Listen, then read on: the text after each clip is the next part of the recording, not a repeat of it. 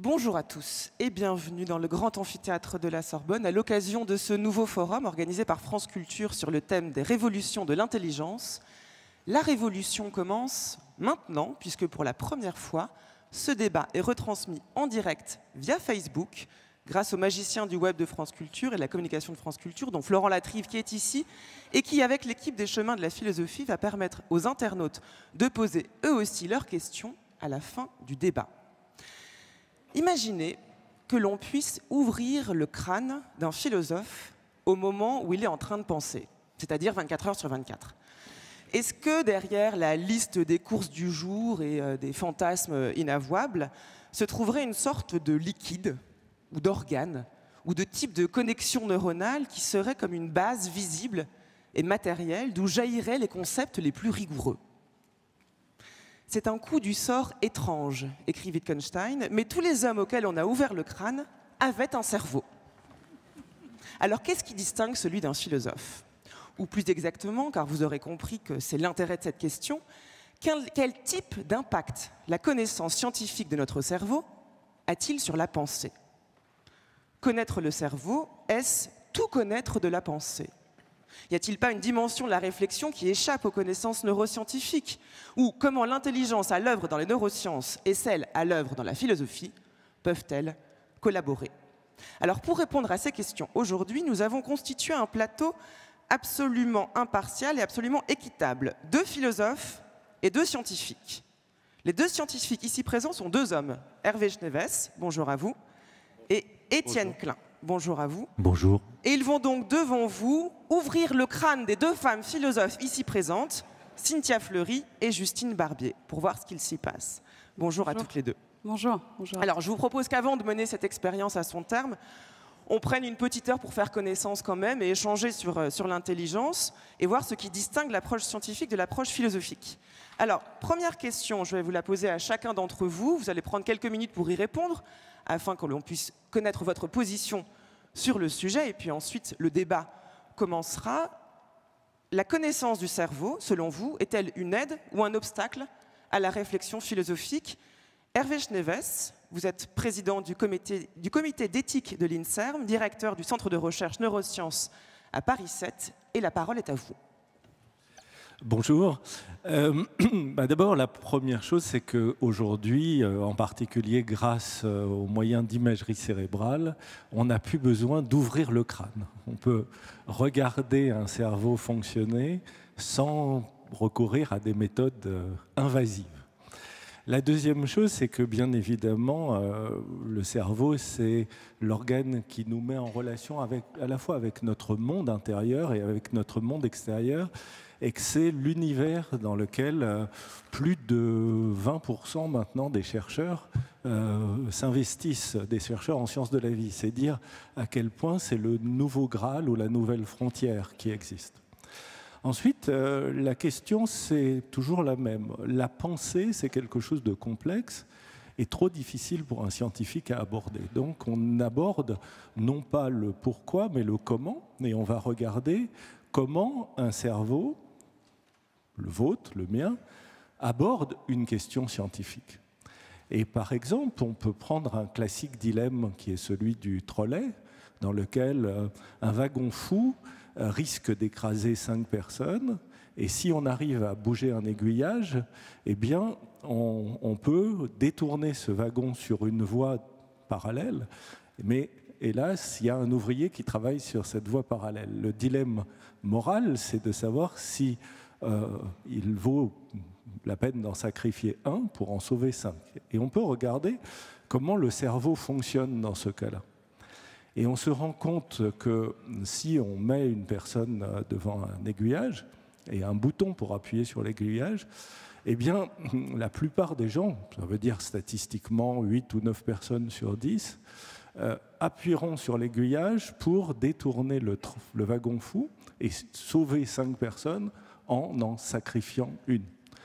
On va parler en philosophie d'utilitarisme. Nous, ce qu'on va voir, c'est qu'en fait, il y a eu une mobilisation assez rapide d'un cerveau émotionnel qui a conduit à l'action. Mais en fait, l'action n'est pas du tout rationnelle, elle est instinctive, émotionnelle.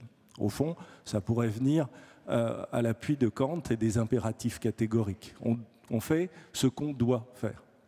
Et puis on prend une variante du dilemme du trolley où là on est sur un pont où il y a un gigantesque ouvrier, un géant, un sumo, et le seul moyen qu'on a de sauver les 5 en sacrifiant un, c'est de sacrifier cet ouvrier qui, en se précipitant sur la voie, détournera ou fera dérailler le wagon fou. Et là, on refait la même expérience tout en enregistrant en IRM comment les gens se comportent.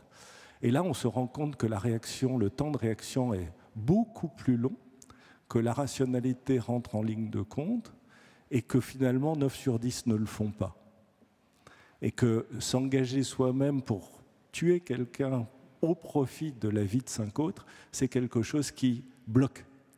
Et on voit dans ces images comment la balance entre le cerveau émotionnel rapide et le cerveau rationnel lent joue et comment les choses s'articulent. Alors, ça permet d'avoir une information sur comment notre cerveau travaille dans un contexte donné, et je l'espère, de donner non pas l'explication de la philosophie, mais du pain aux philosophes pour remettre en question et en perspective leurs concepts. Alors donnons la parole à une philosophe, Justine Barbier. Vous êtes professeure de philosophie au lycée Blaise Pascal à Orsay et aussi à l'école d'ingénieurs l'ENSAE. Je vous pose la question, la connaissance du cerveau est-elle une aide ou un obstacle à la réflexion philosophique selon vous ? Oui, alors je vais rebondir sur ce qu'a dit M. Schneeweiss. Je pense qu'en effet, c'est évidemment une aide. Je ne vois pas dans quelle mesure ça pourrait constituer un frein. Une aide parce que, alors on vient de l'entendre, il n'y a pas qu'un cerveau rationnel. Le cerveau, ce n'est pas seulement le siège de la raison. Alors c'est vrai que les philosophes, d'ailleurs, eux aussi, étaient engagés dans des questionnements scientifiques. Il y avait donc ce logos, et puis le thumos qu'ils localisaient dans le cœur, le courage qui était ce qui avait trait aux soldats, et puis l'épitomia, le désir, la pulsion. Donc vous voyez qu'il y avait déjà cette interrogation sur la localisation. Et ce qui est particulièrement intéressant aujourd'hui, c'est qu'on s'intéresse par exemple, une expression va nous parler de cerveau du cœur. Donc finalement, non seulement le cerveau en lui-même, l'organe cérébral serait rattaché aux émotions, ce qu'avait d'ailleurs montré Descartes, et dans le même temps, le cœur lui-même disposerait d'un réseau que les scientifiques, ils sont très précis là-dessus, en parlant par exemple de 40 000 neurones. On sait aussi qu'on a des neurones dans l'estomac, dans les intestins. Donc moi, ce qui m'intéresse, c'est cette question, finalement, la localisation du cerveau. Les philosophes, d'une certaine manière, ils disent le cerveau n'est pas que dans notre cerveau. Et aussi paradoxal que ça puisse sembler, il y avait cette question de la grande raison du corps chez Nietzsche, il y avait cette idée ça pense en moi. Et je pense qu'il faut être très prudent sur le fait de reconnaître que ce n'est pas seulement le cerveau qui pense. Voilà, ça me semble extrêmement important. Et donc on parlait de Descartes tout à l'heure, dans les passions de l'âme, donc on est au cœur du XVIIe siècle, dans les passions de l'âme, il disait... Alors, il parle d'âme. C'est vrai que la philosophie, déjà, peut-être a un problème à parler tout de suite de cerveau, puisque précisément là, on va localiser. Et on parlera d'âme. Et alors, Descartes, il nous dit, l'âme, elle n'est pas attachée à une partie spécifique. Elle est jointe en tout le corps. Voilà comment il écrira dans cet ouvrage. Elle est jointe en tout le corps, mais peut-être plus particulièrement au cerveau. Donc, on en est là, au XVIIe siècle. On pense qu'en effet, il y a apparemment un lien un petit peu plus spécifique à cet organe. Et ce qu'il nous dira, justement, il nous dira également au cœur. Il y a aussi un lien au cœur, l'organe des passions.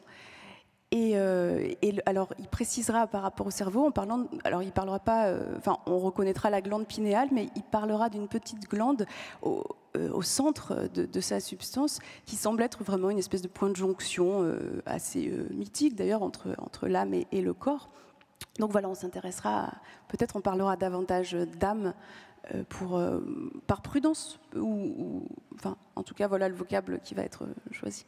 Ce serait intéressant de voir aujourd'hui si on pouvait ou non observer cette glande pinéale au scanner. On y reviendra. Étienne Klein, vous êtes directeur de recherche au CEA, qui est le commissariat à l'énergie atomique. Je vous pose la question, la connaissance du cerveau est-elle une aide ou un obstacle à la réflexion philosophique ? Bonjour à tous. Comme Justine Barbier, je ne vois pas comment la connaissance du cerveau pourrait être un obstacle à la connaissance en général. Si on promeut l'idée que le savoir et la pensée doivent avancer ensemble, toute connaissance acquise par les sciences mérite elle aussi d'être pensée et peut nourrir, peut-être même réorienter la pensée philosophique. Mais parfois, il y a l'illusion que la connaissance des mécanismes fins du cerveau expliquerait tout, le génie, la pensée, l'intellect, la naissance des idées.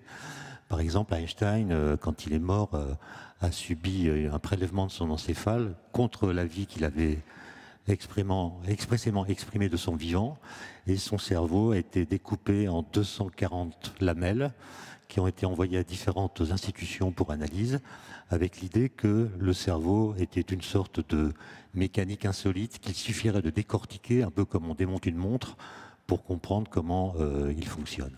Bon. Simplement, connaître l'activité cérébrale, c'est pas tout à fait la même chose que connaître la pensée, ni même comprendre la conscience. Je pense que Hervé sera d'accord sur ce point. Et d'autre part, un cerveau, c'est pas simplement une machine à produire de nombreuses idées. D'ailleurs, il y a une anecdote rigolote à propos d'Einstein qui a fréquenté à plusieurs reprises Paul Valéry. Et Paul Valéry imaginait qu'Einstein, étant scientifique et même génial, devait avoir des idées nouvelles à une cadence d'essuie-glace. Et après avoir eu une relation plutôt familière avec Einstein, ils ont dîné plusieurs fois ensemble, il a osé lui poser la question, mais quand vous avez une idée, comment vous la notez? Vous avez un carnet sur la nappe de la table, etc. Et Einstein lui a proposé une réponse qui l'a beaucoup déçu. Il lui a dit, mais maître, une idée, vous savez, c'est si rare. Bon. Et je pense que, et ça sera un point à discuter entre philosophes et scientifiques, Bachelard disait, faire de la science, c'est penser contre son cerveau. C'est-à-dire, c'est faire le pari qu'il y a un en dehors de l'esprit, il y a un réel qui est là. Évidemment, notre relation avec ce réel est médiée par le cerveau, mais ce réel qu'on cherche à comprendre est capable de dire au cerveau qu'il se trompe. Donc évidemment, on pense avec son cerveau, mais on pense aussi contre certaines idées que notre cerveau nous présente comme évidentes. Et la physique moderne, par exemple, celle qui est née avec Galilée, est une physique qui, dès la formulation de sa première loi, la loi de la chute des corps par Galilée en 1604, la première loi de la physique moderne est une loi qui contredit l'observation, qui contredit le bon sens et qui est invérifiable tel que son énoncé la propose. Galilée dit « tous les corps tombent à la même vitesse dans le vide ». Or, à l'époque, on ne sait pas faire le vide, on se dispute à propos de savoir s'il existe, et quand on fait tomber des corps de masses différentes, on voit qu'ils tombent à des vitesses différentes. Donc on a une loi qui s'impose à nous et qui n'est pas déductible de l'observation. Et je ne sais pas si j'ai encore du temps, mais comme un grand débat aujourd'hui, c'est l'intelligence artificielle, je pense qu'il y a beaucoup de débats qui sont exagérés par le fait que le mot intelligence, dans l'expression intelligence artificielle, a une origine anglaise. Or, le mot intelligence en anglais n'a pas le même sens qu'en français. L'intelligence en anglais, c'est la capacité à gérer des données, c'est l'apprentissage, alors qu'en français, c'est aussi la capacité à fabriquer des concepts, à dire ce par quoi et comment on raisonne, comment on arrive aux décisions, aux conclusions qu'on propose. Et donc, c'est un sens un peu différent. Et il me semble que dans les débats actuels, il y a cette confusion qui joue un rôle dans le fait que les débats en France sont beaucoup plus intenses qu'ailleurs. Et posez-vous la question, est-ce que si on avait un logiciel capable d'enregistrer toutes les données de corps qui tombent dans l'atmosphère, de masses différentes, des corps lourds, des corps légers, des corps avec parachute, sans parachute, il y a du vent, il n'y a pas de vent, on enregistre tout, est-ce qu'un logiciel intelligent pourrait, à partir de ces données innombrables que Galilée n'avait pas, inférer la loi selon laquelle tous les corps tombent à la même vitesse dans le vide?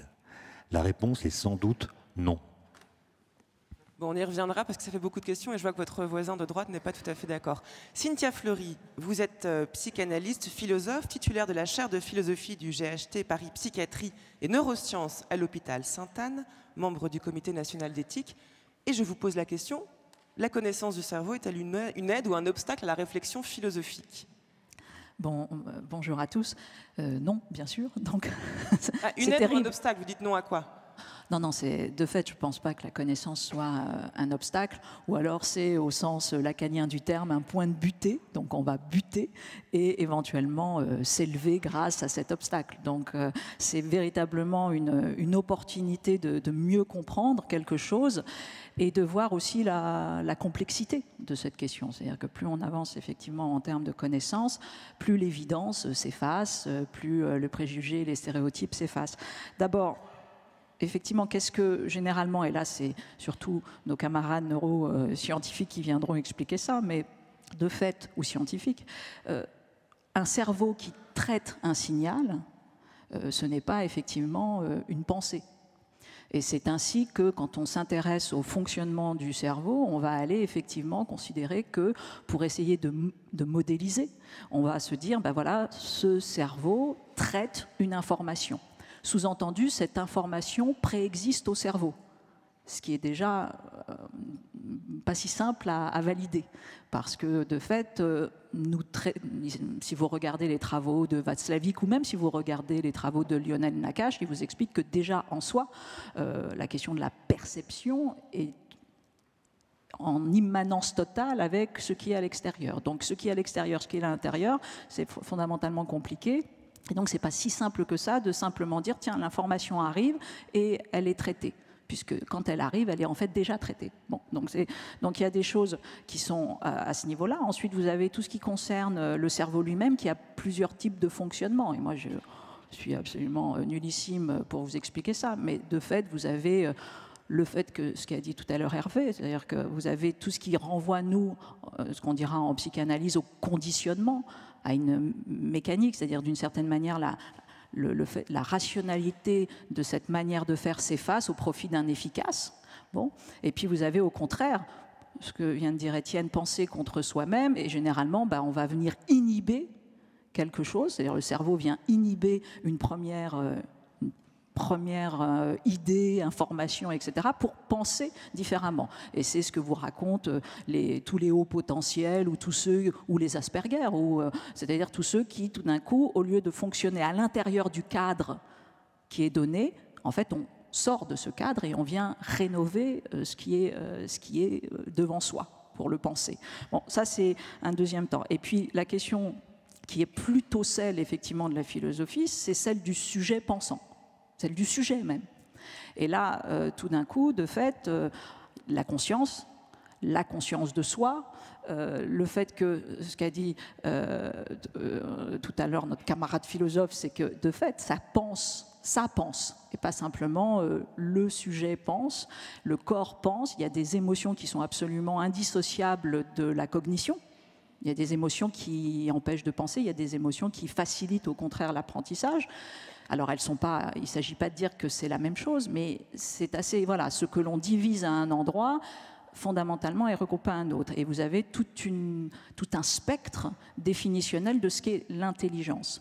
Et puis, en dernière instance, psychanalytiquement, le sujet pensant, c'est encore un tout petit peu autre chose, puisque d'abord, c'est en tout cas le point freudien qui vient dire une autre manière de penser la conscience, l'inconscient, puisque c'est de la conscience, mais c'est dit différemment. Et puis, ce qui rappelle la philosophie, c'est aussi de montrer comment le sujet pensant est en fait qu'un sujet, non pas en particules élémentaires, en monade, mais qu'il n'est que intriqué aux autres sujets. Et que donc, dire quelque chose du sujet pensant, c'est toujours dire quelque chose de cette subjectivité intriquée avec les autres, donc c'est que de l'intersubjectivité. Donc voilà, alors ce sont des questions qui ne sont pas tout à fait les mêmes, mais c'est intéressant de voir, pour dire quelque chose de mon cerveau, en fait, il faudrait travailler avec tous les cerveaux qui sont autour. C'est ce qu'on va essayer de faire aujourd'hui, et ils sont nombreux, grâce à vous ici présents, et ceux qui nous regardaient depuis de l'autre côté de l'écran via Facebook Live. Alors, si je vous comprends bien, tous les quatre ici présents, si le cerveau n'a pas le monopole de la pensée, s'il y a ce qu'on peut appeler un cerveau du cœur, disiez-vous, Justine Barbier, si, Étienne Klein, vous disiez faire de la science à la suite de Bachelard, c'est penser contre le cerveau, si le cerveau n'est pas l'unique instance qui pense, disiez-vous, Cynthia Fleury. Alors, Hervé Schneewes, la question que j'aimerais vous poser, c'est, à l'inverse, à quoi ça sert de connaître le cerveau? Est-ce que finalement la question à quoi ressemble le cerveau des philosophes n'est pas absolument inutile si c'est le mode de pensée qui est intéressant. Bon, alors, premièrement, on a une approche qui, on doit le reconnaître, est une approche extrêmement parcellaire. Nous sommes de grands ignorants. Nous n'en sommes qu'au balbutiement des connaissances sur notre cerveau. On a à comprendre comment fonctionnent non seulement 200 milliards de cellules, il y a 80 milliards qui sont des neurones, mais le reste des cellules sont aussi importantes. Les cellules gliales qui doivent représenter une population un peu plus de 120 milliards de cellules. Et puis vous avez 100 km de vaisseaux sanguins, puis vous avez tout un système immunitaire particulier. Donc vous avez, et ça ce n'est que le cerveau au sens système nerveux central, ce qui n'est pas déconnecté du cerveau que nous avons au niveau de nos intestins, donc ce qui a été appelé le deuxième cerveau, mais qui est probablement le premier cerveau au niveau de l'évolution, parce que le système nerveux réticulé qui existe chez les premiers animaux où on trouve un système nerveux, c'est-à-dire les cnidaires ou les hydres, eh bien c'est un système réticulé qui ressemble à celui qu'on a au niveau de notre tube digestif. Et puis il y a effectivement différents systèmes réticulés neuraux ou neuronaux qui travaillent au niveau du cœur et puis qui sont connectés d'une façon ou d'une autre, soit directement avec notre système nerveux central, soit indirectement via toutes les sécrétions hormonales ou via toutes les substances qui circulent. Pardonnez-moi, je vous pose une question, parce que si le cerveau, si vous dites que l'intestin est comme le second cerveau, alors ça change la définition qu'on a intuitivement du cerveau. Comment vous définissez le cerveau ? Le cerveau, c'est le système nerveux central, c'est-à-dire un organe de coordination qui est apparu assez tard au cours de l'évolution. Il n'existe que chez des vertébrés supérieurs, enfin on va dire à partir des poissons. C'est pas le premier système nerveux. Et puis il y a d'autres modes de cerveau. Les insectes ont d'autres modes de cerveau. Les poulpes ont d'autres modes de communication avec 9 réseaux qui communiquent les uns avec les autres. Il n'y a pas que le cerveau qu'on connaît chez les mammifères en général et chez l'humain en particulier. Et donc, clairement, on est ignorant de ça, et d'autant plus que chacune de ces cellules dont je vous ai parlé fait environ 50 000 contacts locaux ou à distance avec les autres, donc vous voyez la combinatoire, et que pour ajouter tout ça, ces contacts sont plastiques, se remodèlent au cours de l'histoire ou de l'expérience du sujet, certains se remodelant très vite, d'autres se remodelant à beaucoup plus long terme. Donc, il est clair que on n'est qu'au balbutiement de la compréhension de la manière dont tout ce système fonctionne, interagit. Est-ce que pour autant l'infinité il y a une infinité? Non, il n'y a pas une infinité. Il y a quand même un système immense dont on ne connaît pas tous les mécanismes de fonctionnement et qui sont totalement à découvrir, mais qui restent quelque chose. Alors ça permet quand même de commencer à comprendre un certain nombre de choses. Par exemple, prenons quelque chose d'aussi complexe que la mémoire. Et on peut se dire, la mémoire, les souvenirs, la Madeleine de Proust, est-ce que vraiment ça a à voir quelque chose, cette complexité qui associe un souvenir d'une grand-mère, un lieu, une odeur, un moment particulier de l'enfance? Est-ce que ça a quelque chose à voir avec le cerveau? Bon, on prend des expériences qui sont infiniment plus simples. On sort de l'humain, on va chez des souris, on prend des souris qu'on appelle transgéniques, qui sont capables d'exprimer certaines molécules. On prend le laboratoire d'un prix Nobel qui s'appelle Susumu Tonegawa. Et là, au cours d'une expérience simplissime, on conditionne les souris à la peur.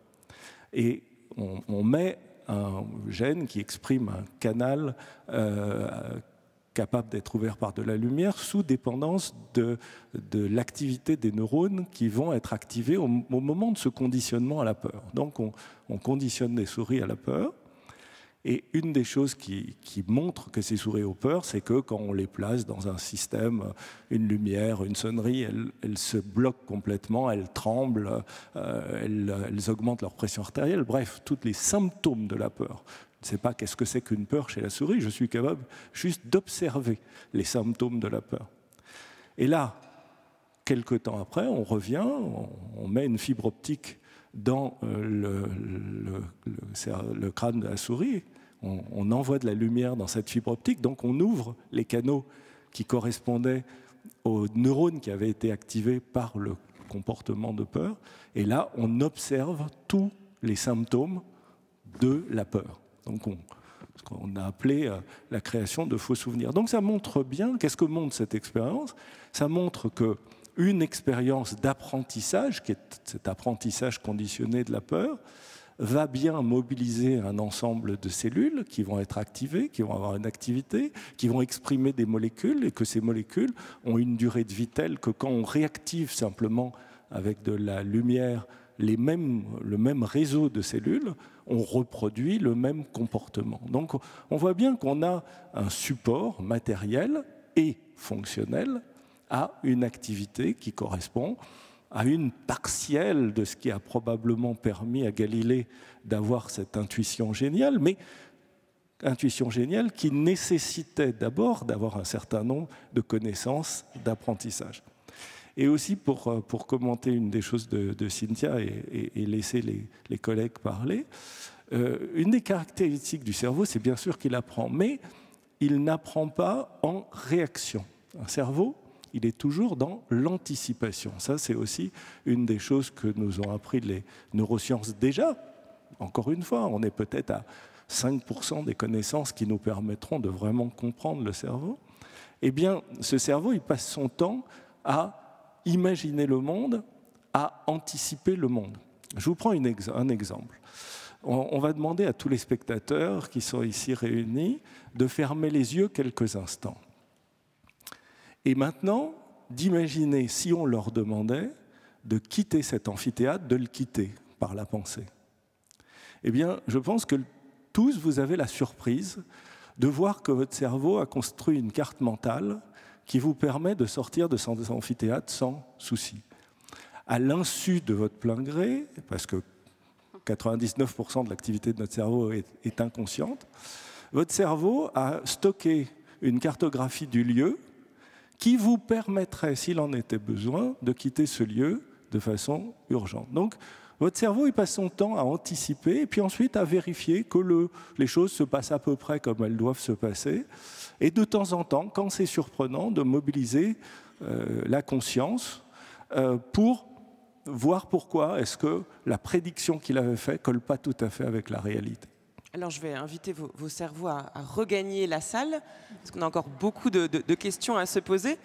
Justine Barbier, est-ce que vous arrivez dans votre activité de philosophe à mesurer l'impact que ce type de connaissance, même aussi infime soit-elle, vous disiez Hervé Schneewes qu'on connaissait à peine 5% de la constitution neurologique dont nous sommes faits, est-ce que vous arrivez à mesurer l'impact que ces connaissances peuvent avoir sur la réflexion philosophique? Est-ce que le fait de pouvoir savoir d'où viennent les idées a une influence, une conséquence sur la philosophie en tant que raisonnement, en tant qu'effort de conceptualisation et que mode de pensée? Oui, ben, encore une fois, je pense que c'est un dialogue très fructueux entre la science et la philosophie qui se joue. Les deux ont chacun à bénéficier de l'autre finalement. Et Monsieur Schneewes a insisté sur l'idée que les cerveaux étaient d'une forme très différente, très variée. On connaît le cerveau des mammifères supérieurs, un tout petit peu du cerveau de l'humain. Et Darwin insistait d'ailleurs sur la théorie de la racine cerveau. Donc on peut aussi parler, c'est ça aussi qui est fascinant, c'est que la variété est immense. Et donc Darwin employait cette expression, il parlait de la racine cerveau pour désigner ce qui le fascinait immensément, qui était donc une intelligence végétale. Et donc beaucoup de recherches ont été faites en la matière, parce que M. Schneewes a parlé de mémoire, mais une équipe en Allemagne, une équipe de scientifiques s'est intéressée à des plans de poids et à la question de la mémoire chez les végétaux. Donc c'est vrai qu'il est difficile d'imaginer un cerveau dans un plan de poids, mais ce que les expériences ont montré, c'est que quand on crée... Alors, il faut peut-être préciser ce qu'on entend par mémoire. Finalement, la mémoire, c'est la capacité de stocker une information et de la restituer plus tard, après qu'un laps de temps se soit écoulé. Après qu'un laps de temps s'est écoulé, pardon. Et les scientifiques ont donc mis ces plans de poids dans un frigo à une température de quelques degrés seulement pour simuler en fait ce fameux laps de temps. Et ils se sont rendus compte que les plans de poids étaient capables justement de ce stockage de l'information et de la restitution postérieure. Alors c'était quoi l'information? L'information, ça consistait simplement à savoir quelle était leur inclinaison en fait. Ils les avaient mis à l'horizontale et le plan de poids est attiré par le soleil, donc il va naturellement créer un angle droit en fait. Et ils se sont rendus compte qu'après les avoir mis dans cette au frigidaire, ils avaient gardé le souvenir de ça. Et ce qui est très intéressant, la mémoire, alors encore une fois, si on garde, c'est pour ça que j'avais pris la précaution de définir, si on a cette définition de la mémoire, c'est-à-dire qu'ils avaient été capables de stocker une information, leur orientation par rapport au soleil, et de la restituer après un certain laps de temps. Donc ce qui est absolument fascinant. Et ce qui était aussi très intéressant, c'est que certains plans de poids se souvenaient davantage. C'est-à-dire que parfois l'angle décrivait vraiment un angle droit, et parfois c'était un angle un petit peu plus grand. Et vous parlez de souvenirs, on aurait envie de parler de réflexe dans ce cas. Alors je ne sais pas, du coup c'est la vraie interrogation qui se pose, parce qu'il y a une perception de l'environnement, il y a une interaction, on parlait aussi d'interaction, il y a une interaction avec l'environnement, et d'ailleurs je reviens du Pérou, là j'ai fait un voyage mémorable récemment, et j'ai pu toucher une plante qui me fascine depuis de nombreuses années, qui s'appelle la sensitive, et qui réagit en fait, quand on la touche, elle se rétracte. Et alors c'est vrai que, bien sûr on pourrait parler d'anthropomorphisme, de dire qu'elle ressent, qu'elle réagit, etc. Mais c'est troublant. Voilà, moi je reste juste sur cette idée qu'il y a quelque chose de troublant ici. Mais juste sur la question de la philosophie, de l'apport de ces connaissances pour votre activité de philosophe et pas simplement pour les plans de poids. Oui, évidemment, vous voulez dire comment ces connaissances-là qui sont d'ordre scientifique et tout ce que vous venez de dire qui est absolument passionnant, est-ce que ça a un impact sur votre manière de philosopher, de réfléchir en tant que philosophe, d'enseigner en tant que philosophe, ou est-ce que ce sont deux choses complètement différentes ? Pour moi, ce ne sont pas du tout deux choses complètement différentes. Ça a un impact, puisque j'enseigne beaucoup à partir de la philosophie des sciences. C'est une discipline qui m'intéresse énormément. Et en effet, je trouve que Bachelard est l'un des plus grands épistémologues. Penser contre soi-même, bien sûr que c'est intéressant, parce qu'on pense contre soi-même donc dans le débat fructueux entre donc, la science et la philosophie, qui pour moi ont la même source, c'est-à-dire le savoir, l'épistémé, tout simplement, le sens grec de la connaissance. Et ces fleuves, finalement, la science et la philosophie peuvent être rejoints complètement. On peut d'ailleurs se dire que d'emblée, la pensée est un dialogue. Le dialogue en tant que tel est fructueux, et c'est d'ailleurs très intéressant de pouvoir échanger. Mais si on revient à ce qu'a dit la philosophie de la pensée, elle l'a caractérisé déjà comme dialogue. C'est Platon qui nous parle du dialogue intérieur et muet de l'âme avec elle-même. C'est Kant qui s'interroge dans qu'est-ce que s'orienter dans la pensée, sur le fait de savoir si on penserait beaucoup et si on penserait bien. Il y a à la fois cette question de la quantité et de la qualité, si on pensait seul en fait. Donc penser par soi-même, ça n'est pas penser seul, et c'est évidemment penser avec des individus qui ne viennent pas de notre petit cercle de philosophes, évidemment. Et tiens, Claire, vous voulez dire un mot, Hervé Schneeweiss, Oui, juste rebondir sur une chose, parce que les choses soient claires.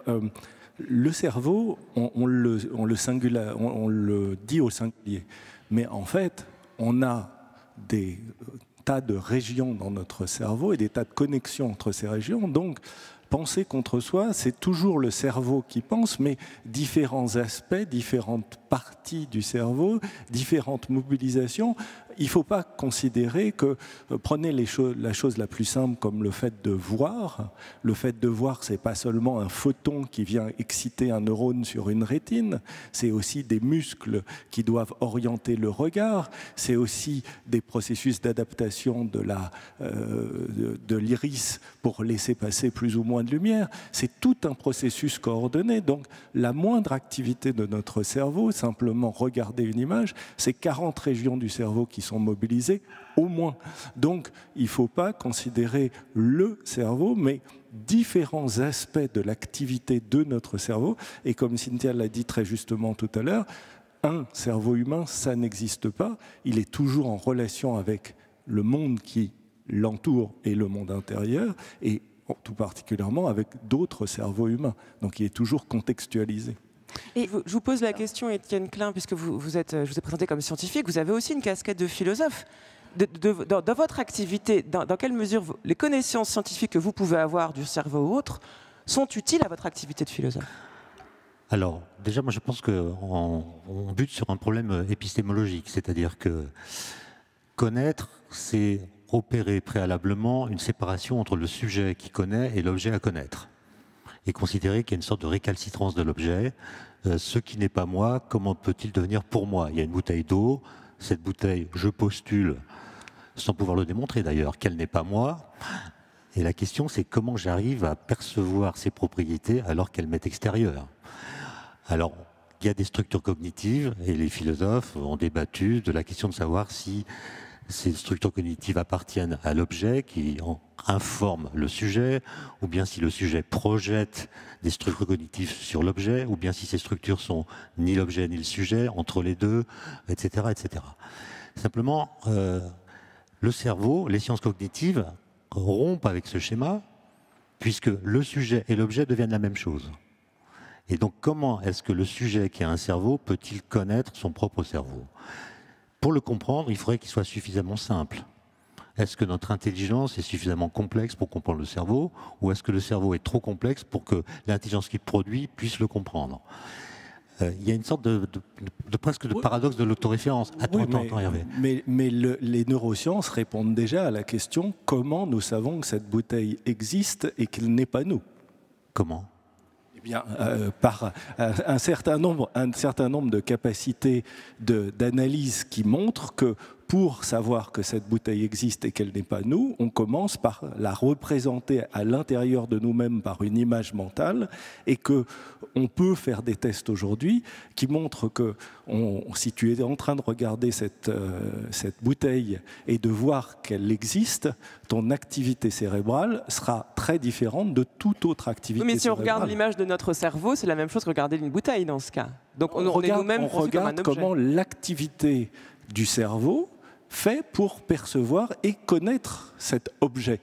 Je ne parle pas de la pensée, je parle de la reconnaissance d'un objet. Étienne Klein, continue. On va quitter le terrain des objets, on va parler plutôt des lois physiques par exemple.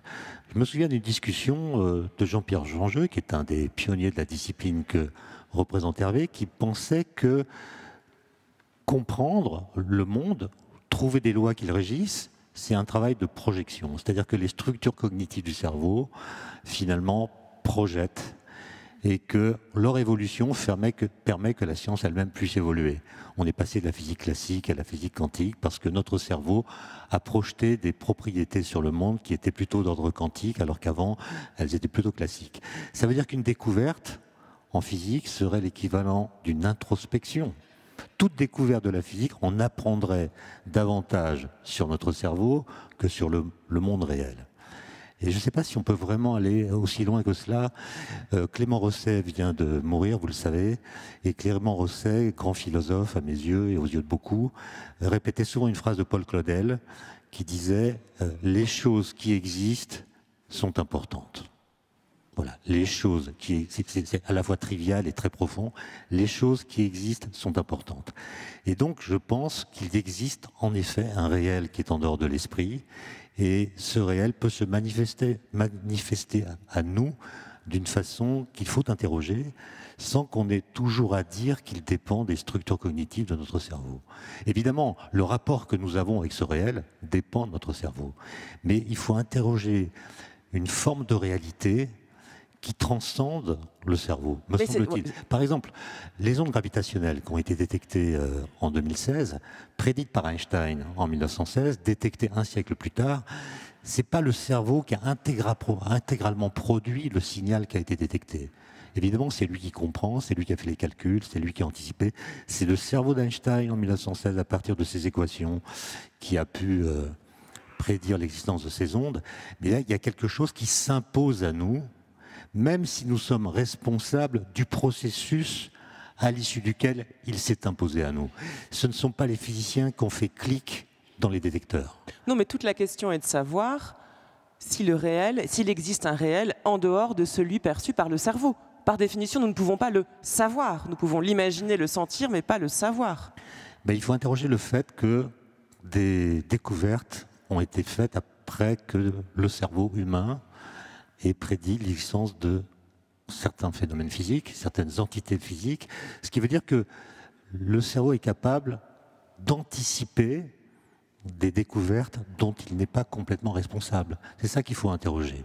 Et si on prend le cas d'Einstein ou de Galilée ou de beaucoup d'autres, ce sont des gens qui ont considéré que le réel tel qu'il nous apparaît nous trompe et qu'il faut décoïncider le monde de lui-même et que finalement le réel par les phénomènes qui se laissent percevoir nous trompe sur les lois qui le régissent. Et donc ce sont des gens qui ont fait des expériences de pensée, c'est-à-dire qui imaginent qu'une certaine loi est vraie et ils imaginent ensuite, enfin plutôt ils postulent qu'une certaine loi est vraie et ensuite ils imaginent des situations qu'on ne peut pas réaliser mais qu'on peut penser pour voir comment cette loi qu'on postule vraie se déclinerait dans les situations qu'ils imaginent. Par exemple, Einstein se demande en 1907 « Qu'est-ce que je ressentirais si j'étais en chute libre ?» Évidemment, il n'a pas fait l'expérience. D'accord ?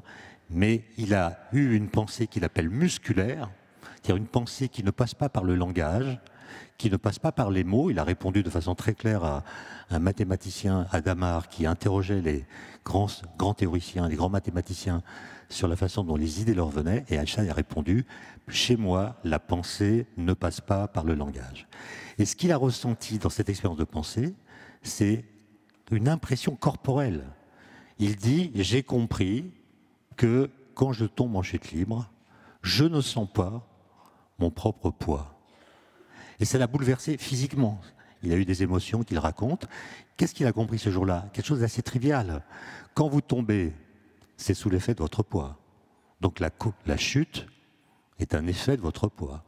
Mais en même temps, pendant que vous tombez, les objets qui tombent avec vous, par exemple cette bouteille, si je la lâche, elle tombe à la même vitesse que moi, puisque Galilée a montré que tous les corps tombent à la même vitesse. Et donc, la bouteille qui tombe avec moi, par rapport à moi, est immobile, donc elle est en apesanteur. Donc quand je subis l'apesanteur, cela me met en apesanteur. Einstein s'est dit, il y a un problème, et c'est cette idée toute simple, qui est une expérience de pensée, qui transcende complètement les données. Et qui n'a pas recours à l'expérience. À la relativité générale et aux ondes gravitationnelles. C'est ça, c'est là où le fait de savoir de quel réel parlons-nous est intéressant, parce que si c'est une expérience de pensée, donc faite par une forme d'imagination, c'est une expérience qui se passe de l'expérience même du réel, et donc qui n'est pas forcément falsifiable, et donc qui contredit peut-être ou conteste la dimension scientifique. Vous citiez Clément Rosset, qui lui-même, à la suite de Baudrillard, disait « Le réel n'a jamais intéressé personne ». Ce qui est une manière de dire tout ce dont nous parlons en philosophie comme en science, eh ben, ce n'est pas le réel lui-même. Voilà. Il définissait le réel comme étant ce qui n'a pas de double. Or, nous passons notre temps à le dédoubler. Cynthia Fleury, sur cette question. Alors, pas forcément du réel, parce que pour le coup, ça nous emmènerait bien loin, surtout la psychanalyse que vous êtes contesterait sans doute cette appellation-là, mais sur le type d'intelligence peut-être distinct ou non à l'œuvre, d'un côté dans un raisonnement scientifique, dont on a vu qu'il n'était pas uniquement rationnel, avec l'exemple d'Einstein que vient de prendre Étienne Klein, et le raisonnement philosophique. Alors, moi qui suis un peu en situation ici de voiture-balai, c'est vous qui vous définissez ainsi. Tout à fait, mais j'adore le cyclisme, donc j'adore cette position de voiture-balai. Mais je veux dire par là que j'ai 2-3 petites étapes avant d'arriver à votre question. Donc je me permets juste de dire quelque chose sur la question qui avait été posée tout à l'heure à Justine sur comment les neurosciences viennent transformer ou pas. Oui, c'était le sens de ma question. Allez-y.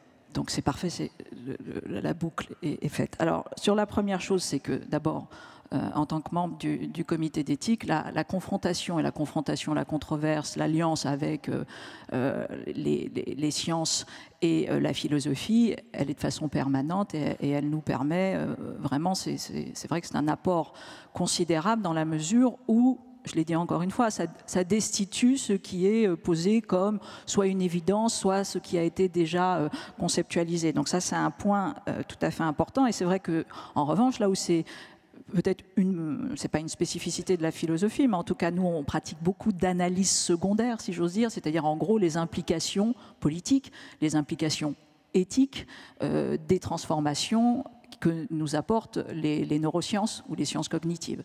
Et Dieu sait, sur la question de l'intelligence artificielle, par exemple, pour ne citer qu'elle, ce sont des questionnements lourds de savoir jusqu'où une intelligence artificielle basse, puisque aujourd'hui on est essentiellement dans l'intelligence artificielle basse, donc puissance de calcul, peut ou pas s'assimiler à une prise de décision humaine. Bon, et jusqu'où ça peut soit aider, soit confisquer une décision humaine. Donc ça, c'est des questions très concrètes qui nous arrivent, notamment parce que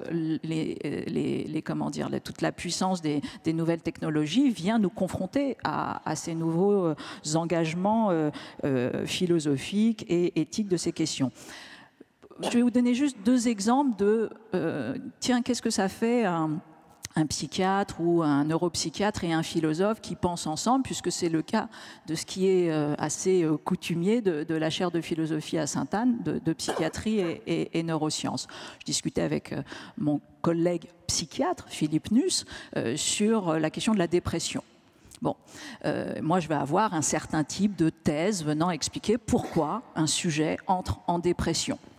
Et lui de me dire, mais tiens, si la dépression dure depuis si longtemps, parce que c'est fort à parier que même le tout début Homo sapiens avait une possibilité dépressive, c'est que la dépression, si on la confronte à la question de la théorie de l'évolution, c'est qu'elle sert à quelque chose. Alors à quoi sert la dépression ? Bon, par exemple, voilà, donc petit retournement en train de dire, tiens, si on confronte la question de la dépression avec la théorie de l'évolution, il y a des maladies qui disparaissent, la dépression, elle ne disparaît pas. C'est donc qu'elle sert à quelque chose. Elle sert à l'humain. Alors, elle sert à quoi ? Bon, et ça, c'est très intéressant, puisque nous, à l'École des Mines, dans le laboratoire de régime de conception où je suis, on s'intéresse aussi sur c'est quoi la puissance du vulnérable. Or, la dépression est une situation possible de vulnérabilité. Mais en fait, on se rend compte que la situation de la vulnérabilité, c'est absolument pas de l'impuissance. Alors que socialement, on va transformer le vulnérable en impuissant. Pas du tout. Le vulnérable a toujours été un haut lieu de générativité des concepts. Donc, en fait, le vulnérable est hyper productif en termes d'inventivité. Donc ça, c'est le type de mini, c'est pas un retournement flagrant si vous voulez, mais de manière de tout d'un coup d'envisager autrement les choses. Une autre question, c'est sur la question du cancer. Là aussi, même discussion, que ce soit avec Philippe Nuss, que ce soit avec Raphaël Gaillard ou d'autres, c'est tiens, si on se met du point de vue de la tumeur, mais pourquoi, quel est l'intérêt de la tumeur à détruire le milieu dans lequel elle est ? Ça n'a aucun sens. Voilà, c'est-à-dire c'est des retournements qui, en tant que philosophe, moi, ne m'apparaissent pas tout de suite, mais qui tout d'un coup m'obligent effectivement à sortir d'une zone classique de confort et en train de se dire, bah tiens, oui, mettons-nous du point de vue de la tumeur et pourquoi une tumeur irait détruire le milieu dans lequel elle est ? Ça n'a pas de sens. Donc qu'est-ce qui se passe, etc., etc. Bon, c'est une manière un peu littéraire de vous présenter les choses, mais ça fait depuis belle lurette que la littérature fait de la science, entre guillemets, sans le savoir, puisqu'elle va venir par simplement une capacité symbolique à décrire les choses, à faire le même chemin que les scientifiques, mais avec un autre univers. Bon. Sur la question du réel, là aussi, c'est une des grandes questions tout de même de la philosophie, notamment chez Kant, bon, de fait. Et alors, nous ne savons pas dire, en tout cas nous en philosophie, s'il y a un réel ou pas. Kant a posé que oui, il y a une chose en soi, mais que nous ne pouvons pas accéder à cette chose en soi. Et que de toute façon, d'une certaine manière, pour faire évoluer la connaissance vis-à-vis d'elle-même, et presque pour tenir le monde, il est régulateur de penser qu'il y a une chose en soi. Mais il ne sait pas. Et les régulateurs, là, au sens, on change, au sens cognitif du terme peut-être, mais surtout au sens moral, éthique. Il y a quelque chose qui fait que, voilà, il est posé, mais personne n'en a, en tout cas, n'a la possibilité à ce jour de prouver effectivement cette chose en soi. Et puis par ailleurs, moi je viens d'un territoire qui est celui qui a beaucoup étudié les questions d'imagination agente, d'imagination cognitive, alors que, on va dire, le territoire occidental avait plutôt tendance, dans un premier temps, en tout cas en philosophie, à dessaisir la question de l'imagination, de l'imaginaire, de celle de la raison, de considérer qu'elles étaient antinomiques. Moi, je viens d'un territoire où, au contraire, ce qui donne accès au réel, c'est l'imagination. C'est véritablement par cette question-là que la raison est naturellement, c'est-à-dire être agent pour la raison, c'est être créatif. Et accéder au réel ne se passe pas hors de cette posture d'invention cognitive. Bon. Donc, mais encore une fois, ensuite, c'est de la philosophie, peut-être toute petite différence par rapport aux neurosciences, c'est que la philosophie est aussi une science de la cité et que une fois qu'elle a travaillé sur ce qui se passe à l'intérieur éventuellement de la pensée, d'un cerveau, d'un être, etc., ce qui l'intéresse, en tout cas moi en tant que philosophe politique et moral, c'est d'aller voir comment ce sujet vient à s'agencer avec les autres, construire un monde. Et là, ce sont des données un tout petit peu différentes parce qu'il est en tout cas posé qu'il est peut-être plus régulateur de penser, de fait, qu'il y a une chose en soi. C'est-à-dire du réel. Qu'il y a du réel. Mais je ne sais pas répondre à cette question. Hervé Chavez, vous vouliez rebondir ?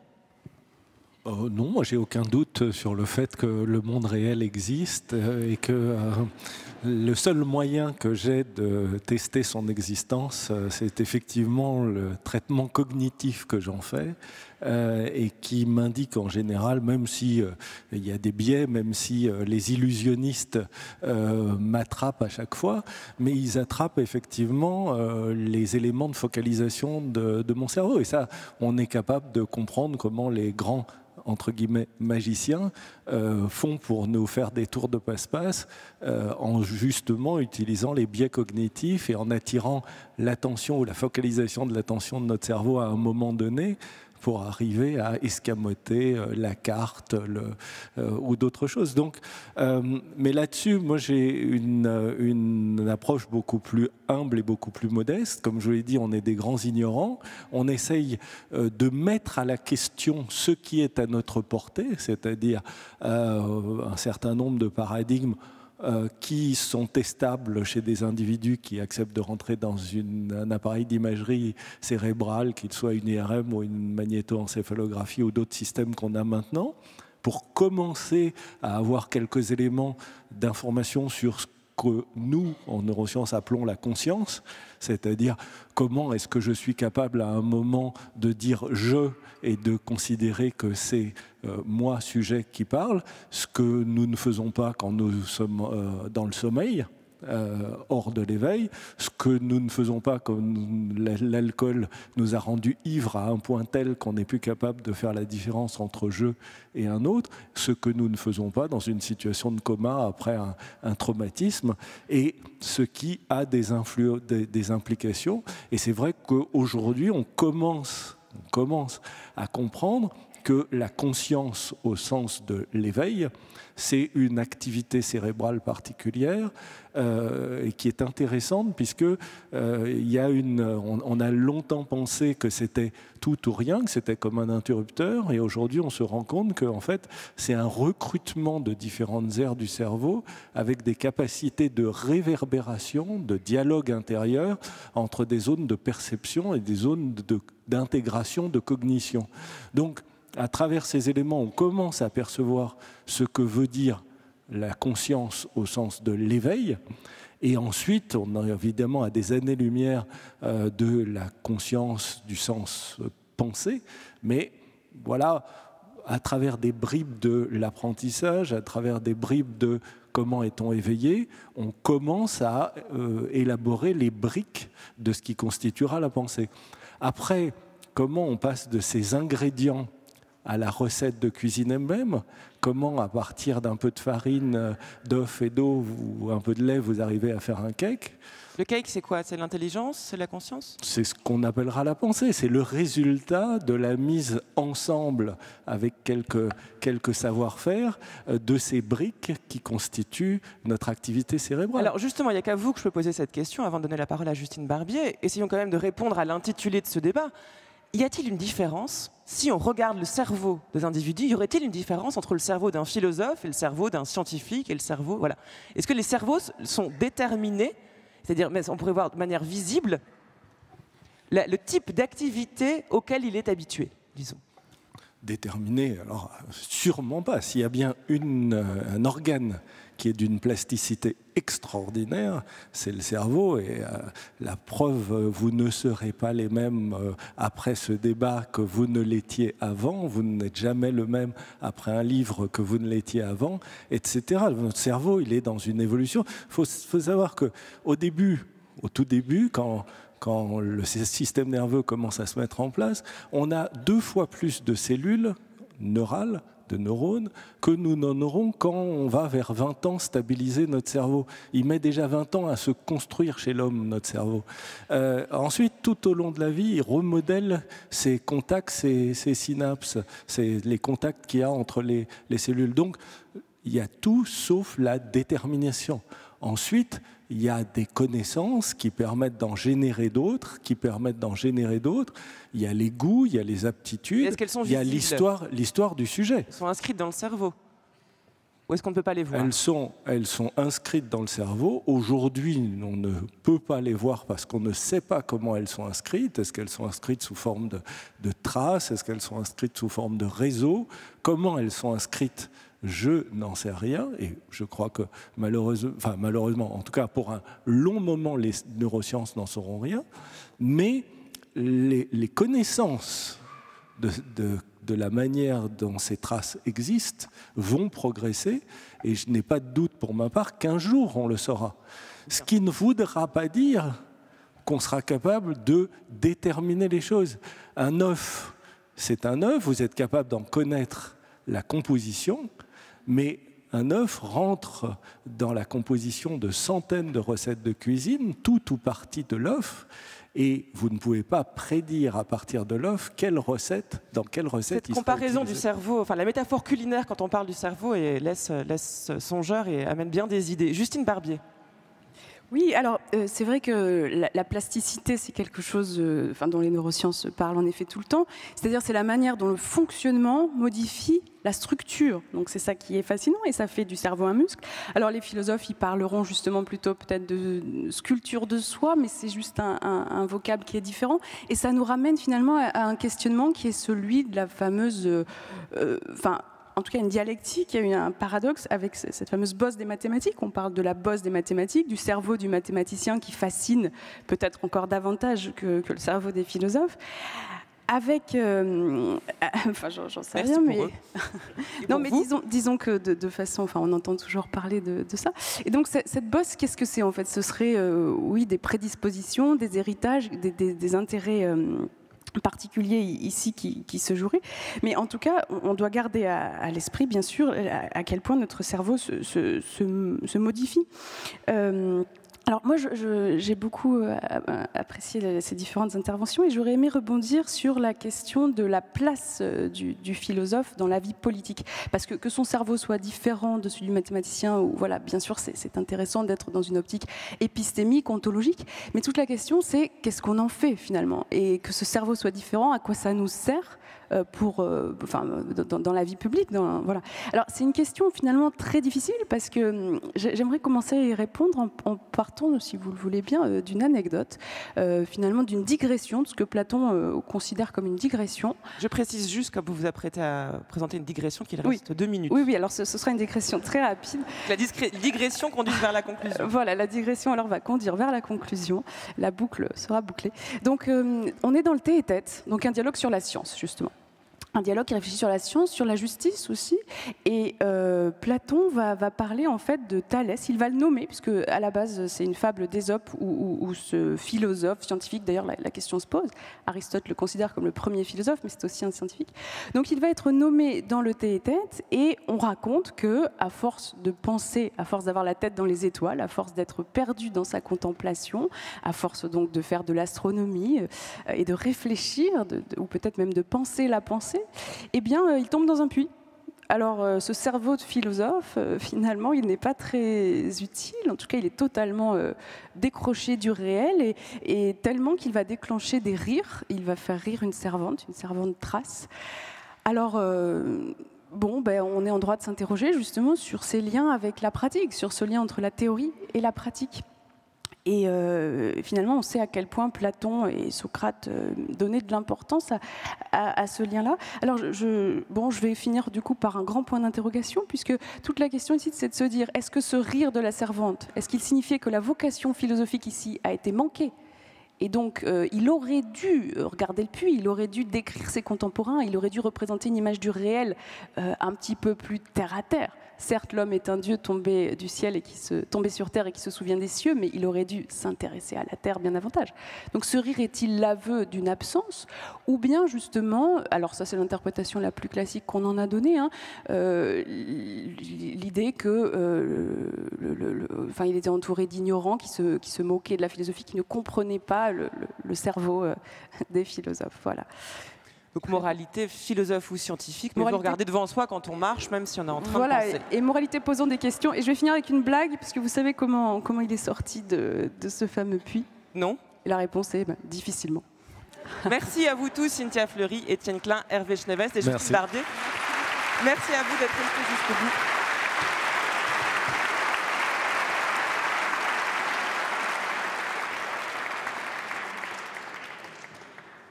La parole est désormais... Ouh, et la lumière arrive. Et je vois déjà beaucoup de mains qui se lèvent. Donc la parole est à vous pour quelques questions. Et puis, nous donnerons la parole aussi à ceux qui nous suivent via Facebook Live depuis le début de cette rencontre et qui posent aussi des questions. Donc d'abord, 2-3 questions de la salle. Alors, oui, monsieur, donc c'est pas moi qui donne les micros, donc j'obéis. Bonjour. Alors, est-ce que vous pouvez lever la main, la personne qui a le micro? Oui, bonjour monsieur. Bonjour, je voudrais vous parler de la querelle des universaux qui a eu lieu dans ces lieux au XIIe siècle, qui distingue la connaissance conceptuelle et la connaissance intuitive. La connaissance intuitive a une particularité, c'est qu'en fait on est capable de reconnaître et d'identifier des objets qui sont extrêmement différents les uns des autres. Prenons l'exemple de l'horloge. On distingue une comptoise d'une icône d'ordinateur, on les nommera de la même manière, alors que leur apparence est complètement différente. Comment vous concevez ce genre de choses? Merci pour cette question. Qui veut répondre? Ah oui, maintenant il faut répondre. Vous voulez répondre, Hervé Schnevest? Oui, vous savez, il y a différents, comme Étienne l'a dit d'ailleurs à un moment, il y a différentes manières de connaître ou de percevoir. Ça fait plus d'un siècle que William James, l'inventeur de la psychologie cognitive, avait déjà dit il ne faut pas dire « je vois l'ours, j'ai peur et je tremble », mais « je vois l'ours, je tremble et j'ai peur ». Il y a tout un ensemble de perceptions inconscientes qui sont intégrées à une très grande vitesse dans l'ordre des millisecondes et qui permettent d'acquérir des reconnaissances, parce que si vous n'avez jamais vu une pendule de votre vie ou un objet particulier, vous ne saurez pas à quoi ça correspond, alors que évidemment là vous mobilisez déjà une connaissance qui existait, et donc ce n'est plus une connaissance mais une reconnaissance. Et puis au contraire, il y a d'autres connaissances qui procèdent de la démarche qu'a indiqué tout à l'heure Étienne, cette démarche d'imagination, de construction rationnelle des choses, qui procèdent à des mises en connexion, des mises en résonance de différentes choses. Donc on a de nombreuses façons de connaître et de percevoir, certaines qu'on commence à comprendre, mais la plupart de ce qu'on appelle reconnaître, c'est au sens propre, le fait qu'on a déjà une connaissance antérieure et qu'on reconnaît. Par exemple, si vous savez lire dans une certaine langue, par exemple en français, vous n'allez plus déchiffrer les mots, vous allez reconnaître les mots et les reconnaître de façon très rapide. Au contraire, si vous faites une lecture dans une langue que vous ne maîtrisez pas, là, vous déchiffrerez. Donc, il y a différentes façons de percevoir et de connaître. Et je pense qu'on peut rajouter à ça, oui, merci beaucoup. Je pense qu'on peut rajouter, pour répondre à votre question, l'idée que plusieurs temporalités se mêlent finalement, parce que avec l'intuition, on désigne une saisie immédiate, une espèce de fulgurance. Et vous m'interrogez sur ma profession tout à l'heure. Parfois, on a des élèves qui, en général, ceux-là ont d'assez mauvaises notes, puisque le système scolaire n'est peut-être pas là, ne reconnaît peut-être pas ces fulgurances. Mais des élèves donc qui ont beaucoup de mal avec la pensée, ce qu'on appelle la pensée réfléchie, qui est donc qui s'élabore dans le temps, qui prend beaucoup de temps, et qui parfois ont des intuitions incroyable. Donc on voit que plusieurs temporalités semblent se mêler, et ça rejoint cette question c'est ce que disait Bergson. Bon, c'est à la fois la mémoire et puis l'attente on a aussi une anticipation. Il y a cette question. Bergson, c'est vrai qu'il dit quelque chose de très intéressant. Il dit l'attention, c'est une attente aussi. Donc, intuition, attente, fulgurance et plusieurs temporalités. Et la réflexion, ce serait justement ce paradoxe qui consiste à penser la pensée. Et toute la difficulté est là. Est-ce qu'on peut en effet penser la pensée? Est-ce que c'est ça, réfléchir? Voilà, donc je pense que c'est important de dire ça. Merci pour ces réponses. D'autres questions? Oui. Bonjour monsieur. Bonjour, voilà, je voudrais poser une question aux philosophes qui sont sur la scène. Voilà, j'étais dans la recherche en intelligence artificielle et maintenant je travaille sur la philosophie. Donc c'est autour du Husserl en ce moment. C'est-à-dire qu'aujourd'hui, pour intégrer l'intelligence artificielle, on l'intègre dans les sciences cognitives. Et essentiellement les neurosciences, la psychologie cognitive, aussi la psychologie analytique, la linguistique. Et ce que je me pose comme question, puisque actuellement je travaille sur Husserl, c'est l'expérience vécue. C'est un concept d'Husserl qui a été repris par Francisco Varela en 1993 et qui a débouché sur la cognition incarnée, qui est aujourd'hui, au niveau des sciences cognitives, et un modèle, un concept important. Donc ce que je voudrais savoir, qu'est-ce que vous pensez du rapport entre les sciences cognitives et la philosophie, et en particulier la phénoménologie, qui depuis qu'elle existe, il y a eu, que ce soit en psychiatrie, que ce soit en psychologie, beaucoup de travail là-dessus. Merci pour cette question. Qui souhaite répondre? Oui, comme... Justine Barbier, puis Cynthia Fleury. Non mais vas-y si tu veux. Alors Cynthia Fleury. Bon, moi je vais répondre essentiellement sur... parce que moi, je ne travaille pas spécifiquement là-dessus, mais en revanche, dernièrement, je travaillais avec la question phénoménologique, mais du côté de la psychiatrie, puisque un des hauts lieux qui a récupéré aussi la phénoménologie, c'est précisément la psychiatrie phénoménologique autour de cette notion d'expérience vécue, et ça a été une révolution tout à fait considérable, non pas pour dépathologiser d'une certaine manière l'expérience, mais un petit peu quand même. C'est-à-dire tout d'un coup pour s'intéresser et pour être au plus près de ce qu'était cette expérience vécue et de ne pas venir greffer des schémas qui sont tout à fait importants, mais qui sont en plus généralement aussi des schémas statisticiens. Et ce qui est très intéressant sur les schémas statisticiens, c'est qu'ils disent des choses tout à fait vraies sur un sujet qui n'existe pas, puisque c'est un sujet, entre guillemets, construit par la norme et qui n'existe pas. Et donc, bien évidemment, en clinique, on est confronté à une déstabilisation profonde, à la fois de cette grande vérité universelle du sujet statistique, mais qui, là, en face, ici et maintenant, devant le sujet seul, incarné, racontant son expérience vécue, et puis en plus, Dieu sait si dans l'analyse, il y a la verbalisation qui est absolument constitutive et de la cure et du symptôme. Voilà. Donc, je suis pas. Donc, oui, c'est un des grands courants très très très importants, ne serait-ce que parce que on vient expliquer, c'est ce qu'on disait tout à l'heure avec Étienne sur la question presque de l'utilité de la dépression.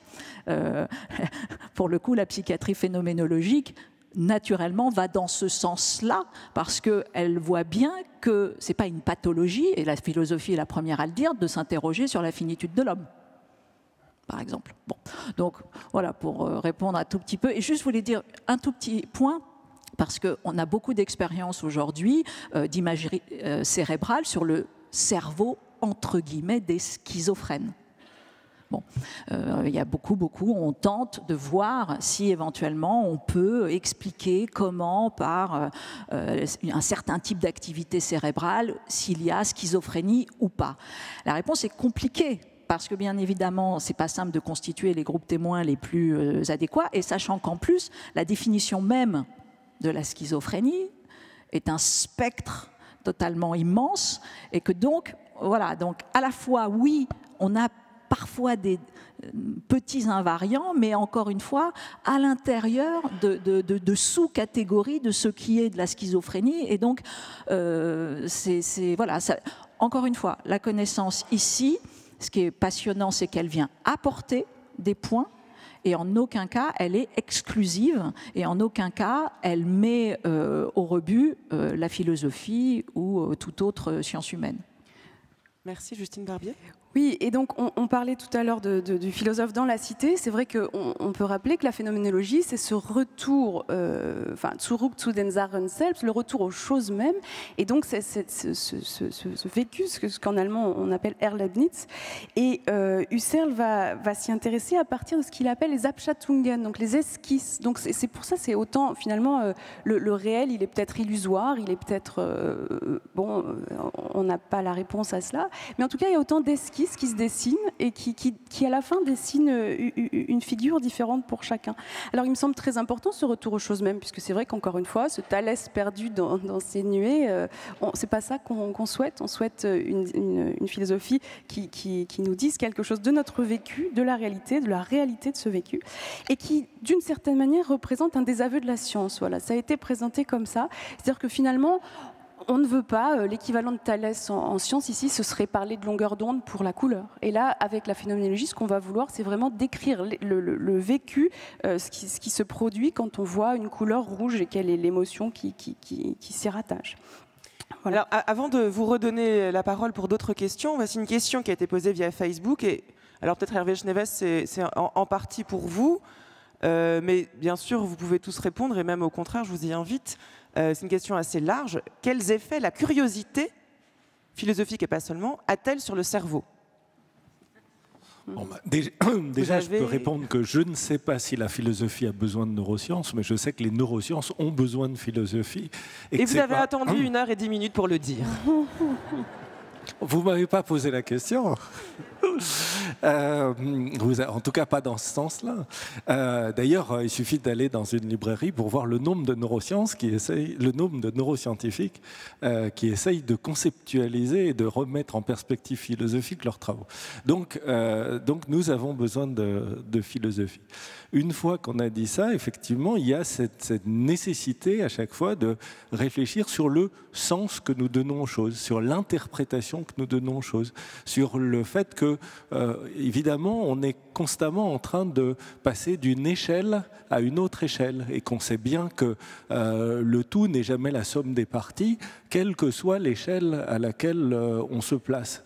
Et donc, bien sûr, à chaque fois, on a besoin de réinjecter du sens et surtout du sens dans les interprétations qu'on donne, parce que même s'il n'y a pas de neutralité de la science, un résultat est un résultat. C'est-à-dire que quand votre machine enregistre 10 fois de suite le même résultat, il enregistrera une fois de temps en temps un résultat différent, c'est ce qu'on appelle le bruit biologique, mais quand 10 fois de suite elle enregistre le même résultat, ce résultat, il est ce qu'en science on appelle un résultat vrai. Après, comment nous l'intégrons, comment nous l'interprétons, et comment il est nécessaire à certains moments de le remettre en question, parce que le paradigme dans lequel on l'a interprété s'avère de plus en plus difficile à faire coller avec d'autres résultats autour et alentour. Voilà.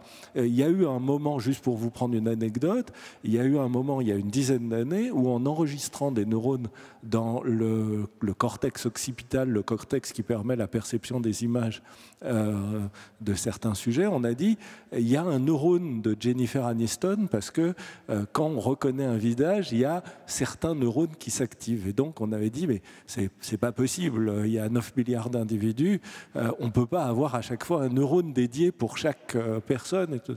Bon, dans des travaux beaucoup plus récents, on s'est rendu compte que la reconnaissance des visages impliquait, dans notre cortex occipital, la mesure d'une 50aine de paramètres, la distance entre les yeux, la distance au-dessus du nez, etc. Et que c'est l'intégration de cette 50aine de paramètres qui permet de reconnaître Jennifer Aniston comme différente de n'importe quelle autre actrice de la même série Friends. Et donc du coup, si le neurone existait, on pourrait reconnaître Jennifer Aniston dans cette salle. Ah ben, on reconnaît la différence des différents visages, et si nous connaissons dans cette salle différentes personnes, on va les reconnaître. Et c'est par l'intégration de ces différents paramètres. Ensuite, quel sens nous mettons à cela? Eh ben, comme l'ont dit Étienne et Cynthia, le fait de reconnaître une personne, c'est ça, pas simplement le fait de reconnaître une image. C'est l'émotion, l'interaction, et donc, à notre échelle, la politique qui se met en place. Et là, on a besoin de philosophie. Étienne Klein, vous vouliez répondre à la question? Non. Vous voulez dire autre chose? Alors, moi, j'ai juste une petite... Mais bon, Je crois qu'il voulait dire autre chose. Quand même. Non, c'est peut-être quand même. Hervé a parlé de reconnaître. Moi, je pense que on parle beaucoup du cerveau comme étant une machine qui a la capacité de traiter beaucoup d'informations, à partir d'elle d'anticiper, ça a été dit plusieurs fois. Mais le cerveau, il a aussi la capacité de poser des questions sur ce qu'il sait. Et il a même la capacité de produire des résultats auxquels il ne croit pas. Par exemple, quand Max Planck écrit une formule par laquelle les échanges d'énergie entre la lumière et la matière sont quantifiés, il n'y croit pas.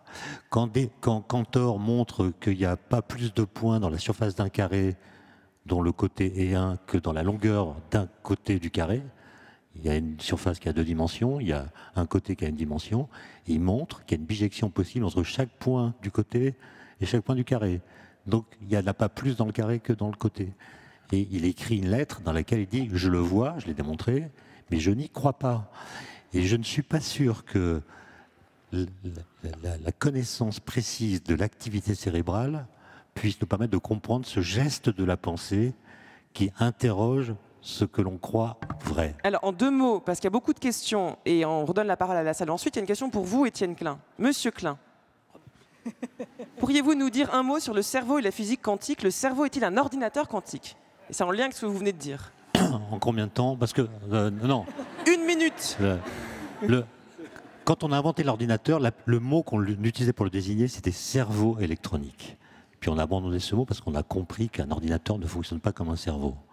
Maintenant, la physique quantique met en scène le principe de superposition, c'est-à-dire qu'on peut superposer les contraires.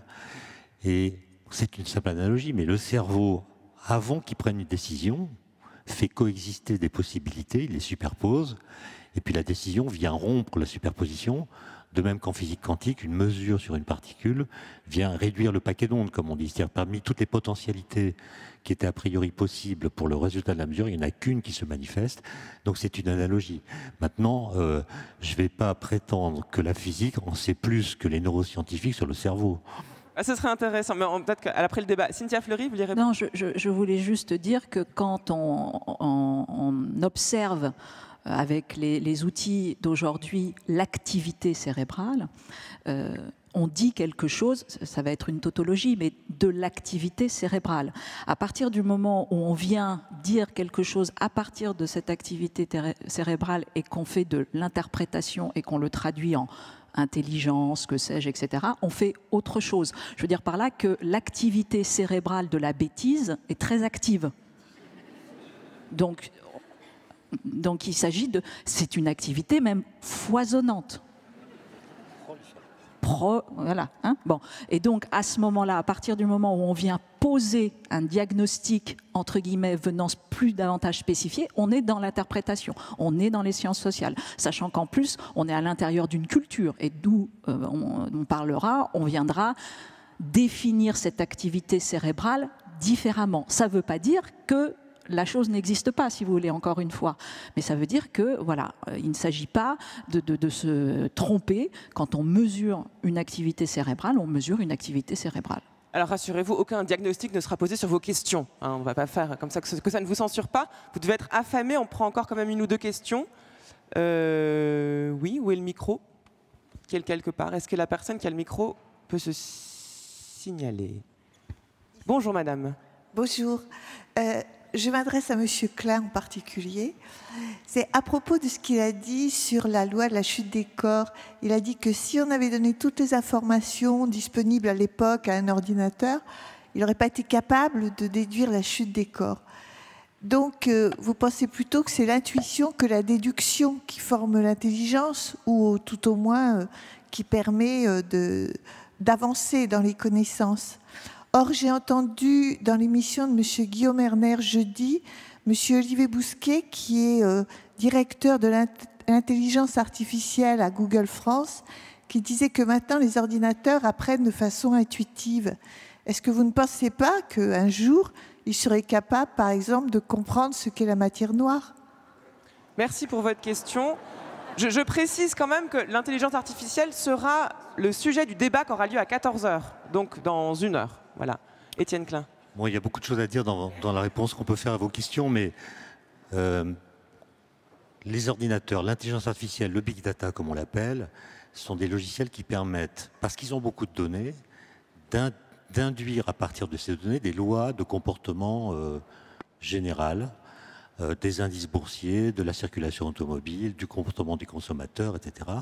Et ce sont des lois générales qui permettent de prédire le futur à la condition que le futur ressemble au passé.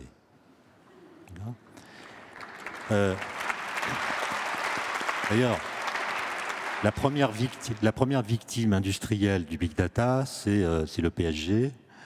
Quand ils ont gagné 4-0 contre Barcelone au match aller, ils ont regardé les données, ont vu que jamais dans l'histoire un club qui avait gagné 4-0 au match aller n'avait été rattrapé au match retour, et ils ont pris 6 buts. Donc, ensuite, la remarque que je voudrais faire, et elle interviendra dans le débat sur l'intelligence artificielle, c'est que la science moderne, je parle de la physique là, elle est née sans données. Galilée ne savait pas faire le vide, il ne pouvait pas mesurer la vitesse de chute des corps, il n'avait pas de données. Quand Einstein a écrit les équations de la relativité générale en 1915, qui sont les équations que nous utilisons aujourd'hui pour faire de la cosmologie scientifique, il n'avait pas de données. On ne savait pas en 1915 qu'il existe d'autres galaxies que la nôtre. On ne savait pas que l'univers est en expansion. On ne savait pas d'où vient que les étoiles brillent. On ne connaissait pas les forces nucléaires. On ne connaissait en guise d'objets célestes que les étoiles, les planètes, les comètes, les météorites. On ne connaissait rien, en gros. Et l'ensemble de toutes les données acquises au XXe siècle, par les télescopes, par les satellites, par les collisions de particules, aucune de ces nouvelles données qui auraient dû être des provocations à l'égard de la théorie d'Einstein ont renforcé la théorie d'Einstein. Et donc, évidemment, on a le droit de discuter du réel et de son existence, mais il y a là quelque chose qui nous oblige à poser 2 questions. La première, c'est si on avait les big data d'aujourd'hui, exactement les mêmes, mais si on n'avait pas les équations d'Einstein, est-ce qu'on pourrait, à partir des données, retrouver les équations d'Einstein? La première question. Et la deuxième... Ce sera la dernière. Je l'ai oublié. Ah ben voilà. Merci à vous tous. Et merci à vous, bien sûr.